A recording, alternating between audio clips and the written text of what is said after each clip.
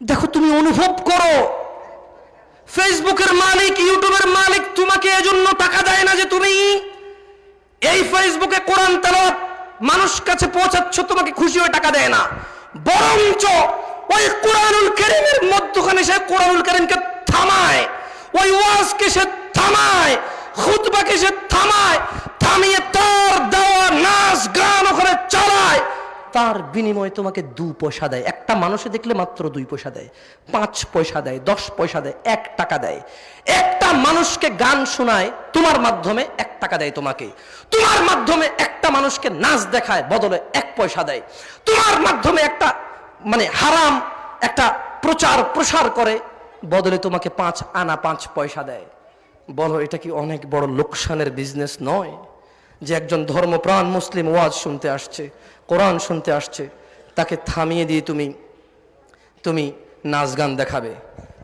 একজন মানুষ লাগবে আমার যে এটা সহ্য করবে, যে এই মঞ্চে কোনো একটা গায়ক নিয়ে এসে গান গাওয়াবে, সহ্য করবে কেউ? করবে না? কারা কারা করবে না? তোলো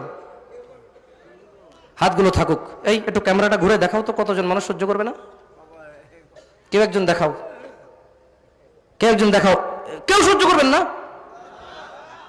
ভাই 2-4 পয়সা পেয়ে যাবো আমি, একটা গান বাজান এখানে ভাই, ভাই 2-4 পয়সা পাবো ভাই। কোনো মাদানি আলেম বলে নাই যে ওয়াজে গান চালানো যাবে না এভাবে এসে।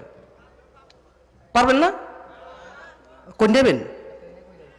মারবেন? আর না, মারামারি ভালো না, ভায়োলেন্স ভালো না, ভাগাই দিবেন, তাই তো? ঠিক আছে। ইউটিউবার, ফেসবুকে যারা তোমরা অ্যাডসেন্স করো, হাত নামায় ফেলেন। বাস্তবতা হচ্ছে তোমাদের উপার্জনের সোর্সটা ঠিক এটাই।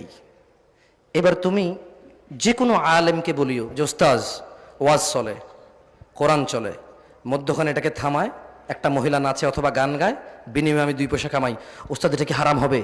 দেখো সে কি বলে। তাহলে আমার ইউটিউবারদের জন্য নসিহত শেষ। জাযাকুমুল্লাহ খায়ের। যাও। আমি মিডিয়ার বিরুদ্ধে বলেছি, ঠিক না? দেখো, সুদ বলবো নাকি ভালো বলবো? তাহলে এই কাজকে আমি বুঝতে পেরেছি, তাই আমি হারাম বলেছি, আর তুমি পুরোপুরি ফিল্টার করতে পারবে না।